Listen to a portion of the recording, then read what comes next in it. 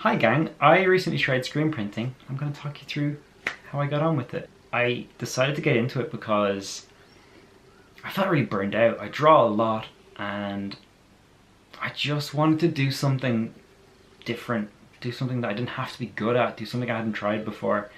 And originally I was just gonna, I had this design and I was gonna make a t-shirt for myself because I wanted to wear it. I posted it online and some people showed interest in also having their own t-shirt. Which was never the intention, but pretty handy because, you know, there's some costs that need to be covered. I want to start by saying that every part of this process was more difficult and scarier than I expected it to be. I went in pretty naive, and the way I learned was I read like a little bit here and there, but mostly I watched YouTube videos of people kind of just doing DIY stuff at home and just figured out how they did it. So a lot of the stuff that I ended up buying to do it was just like, I got it because I saw other people using it, and that's kind of, I don't know if it's the best, but it worked for me. So I'm going to go through it now and I'll go through the full pricing. Just like in the interest of transparency, why not? This is how much it cost me, this is how much it would cost you if you wanted to do it. I got Permaset ink. Saw someone using it. That was, oh, so I got ink and I also got a square meter of mesh so that I could make my own screens. You can buy screens, but they are pretty expensive. And for the price of what one would cost me, I can probably make about 8 for the same price. This is 110 mesh because there are different, don't know much about it. I learned like just enough to do what I wanted to do, but there are different like grades of mesh. Some are more coarse and more fine than others. 110 is quite coarse. There's a thing called TPI, which is threads per inch, and the higher the number, the more threads, so like the more like finesse, I guess, of a screen.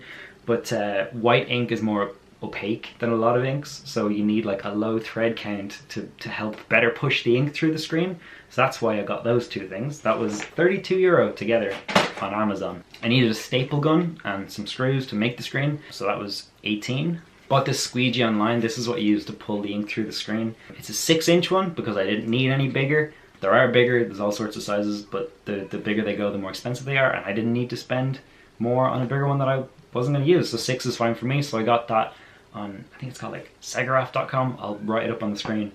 That was €22. The scariest part of the process was using the photo emulsion. This is a Diazo brand from Dharma Trading.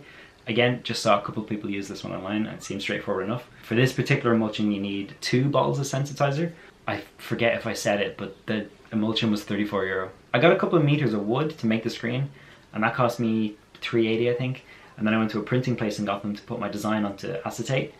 And that cost maybe a $5, and I think that's everything. So it came to about $130, and then whatever, if you want to get t-shirts to print onto, that'll cost you like a little more. I made my own screen. That means I had to decide how big I wanted it. I had to measure out the wood. You know that thing they say in woodworking? Measure twice, cut once. I measured about 6 times and still cut it wrong. Woodworking was hard. I had a rusty saw. I didn't want to buy like all new tools. It was just in the shed. I was like, this will probably work.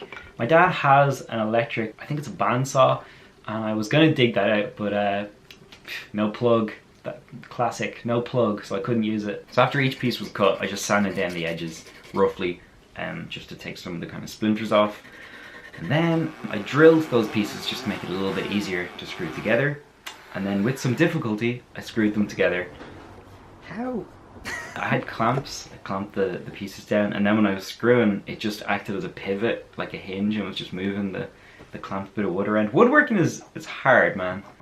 So I got my meter of mesh and I put the frame on top of it, and I measured out more than I needed just to be safe, and I cut that out. And then I ironed it just to get any creases out because it had been folded up in an envelope. And then it was time for another scary part of the process, using a staple gun, which I hadn't done before. And the camera doesn't really capture the ka-chunk of it. It makes it sound quite weedy, to be honest. And every time I shot it, I just pictured a big old staple jamming into the fleshy part of my hand. It's a little tricky to get the mesh onto the screen because it's slippy, but once you staple one side, it's easier to pull it onto the others. I was really careful to make sure there was an even tension across the whole screen because you don't want it to be too tight in some areas and loose in other areas. I did read though that you want a bit of give in the screen so that when you put ink into the screen and you pull it with the squeegee, you want the mesh to sort of dip slightly to meet the shirt, and then when you take the squeegee away it kind of comes away, so it's not in constant contact. I saw some people would stick little 1/8 inch washers onto the corner, each corner of their screen, just to rise it slightly off the t-shirt. I didn't have those washers, so I just used duct tape, because this is DIY, baby. So once I'd stapled the mesh on, I cut the excess away, and I was left with something that looks a whole lot like a screen, and I was really happy because it looked good. Once you print your design onto acetate, there's no going back. Like, that's the size it's going to be. So before I committed to that, I printed it out onto paper at different sizes and then just held it up to a t-shirt and sort of tried to just work out how big I wanted it to be. And then once I decided on that, I got some acetate and I tried to print my design onto it on my home printer. I forgot that all home printers are terrible, so it didn't work. It was kind of smudgy and just nowhere near opaque enough. But I was able to go to the print shop just across the road from work, and they did it for me, and it was great, perfect. So I got 2 copies. I think that was a $5 to whatever their like flat fee is, and I took those 2 designs and I stuck them on top of each other just to make the design that bit darker.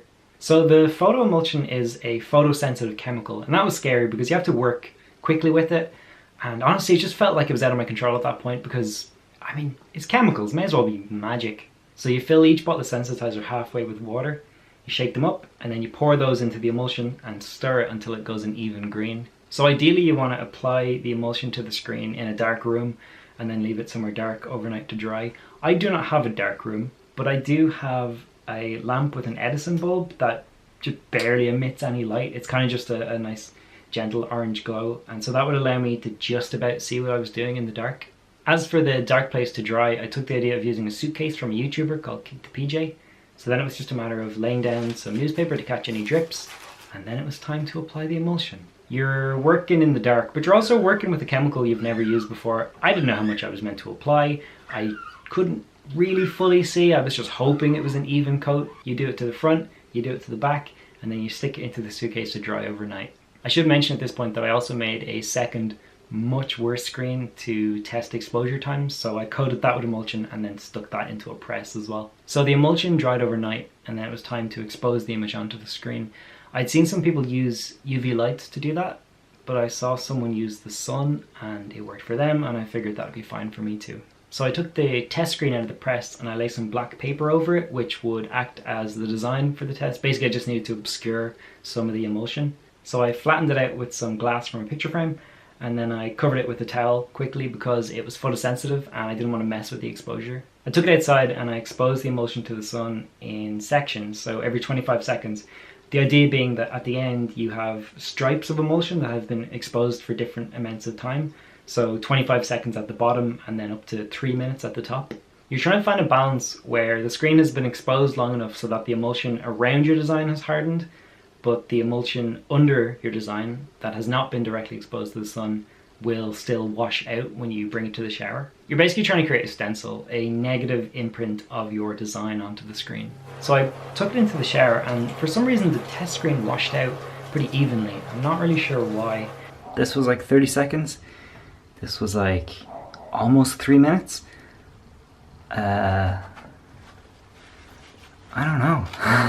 There's not that much of a difference. I'd seen one person say that they were going to stick their screen under light for 40 minutes, and then I saw somebody else say that they were going to put theirs out into the sun for 25 seconds. They said that might be enough, so I don't know what has caused such a big difference between the 2 times, you know? Either way, exposing it for about 75 seconds seemed to give me the best results, but honestly the differences were marginal. So then it was onto the main screen.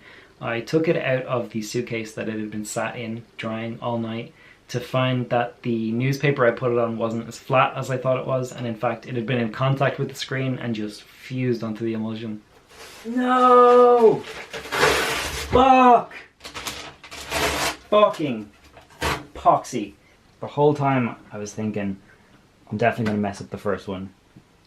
Maybe the second one. Maybe I'll mess up the third one. But then last night as I was applying the emulsion, I was like, I might crush this first try. It was right down the middle and I thought it was ruined. And I thought I was going to have to cut the screen out and start again, which wouldn't have been disastrous, but I just didn't want to have to wait a day because I'd already, you know, spent a few weeks getting to this point. I just wanted to get on with it. And I had the knife in my hand, I picked it up and I was about to cut the screen and I realized that my design may have been small enough to just fit in under the newspaper. I mean, I exposed it for 75 seconds and then I ran to the shower and started to wash it out. And at this point, you just have to hope you've exposed it for long enough. And, you know, it never looks like it's going to come out. And then there's a moment where it just gives and it starts to crumble. And you just feel the sense of relief. The emulsion that hadn't been exposed washed away. And I was left with my design burned into the screen. And I was so happy. I texted my girlfriend and all my friends, I sent them pictures. I had made it, I did it. And I didn't know if it was going to print, but I was really happy to have even just got to that point, you know? I put some duct tape in to stop any leaks just because I saw somebody else doing that. And then I covered up the newspaper in the middle just in case it had, I don't know, some weird effect on the ink. Duct tape is like a no-nonsense cop that's really near retirement because it's hard to work with. And then I did a test print on an old t-shirt. I didn't know how much ink to use or how much pressure to apply or how many pulls to do, but I just went for it and it kind of worked to my surprise. Alright lads, Jesus. I'm going boop and then whoop. Okay, boop and whoop.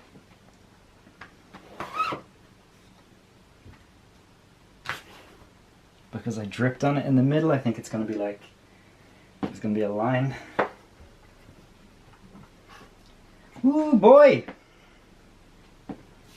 That just worked! I mean, I need more ink, but damn, that worked! After a few prints, I got a sense of how much ink I needed, and my design is a little bit far down, so it's kind of hard for me to do a squeege down and then a squeege back up. So I realized what works for me is maybe 2 or 3 down squeeges, and I learned how much pressure I needed. I had been just holding it with my left hand and then squeeging with my right, pulling or something. There's like a phrase for that, and basically that created these uneven prints where there was more ink on the left side. So I learned to clamp the screen down and I learned how to pull evenly with both hands and make a nice even print. I learned that I can scoop up some of the excess ink and then put it back into the bottle so I'm not losing loads every time. I learned that I can really only get one print with my screen before I have to go and rinse it in the sink, just because it gets a little bit clogged. I did a couple prints where I didn't go and wash it and I noticed that the ink was less and less was being pushed through each time.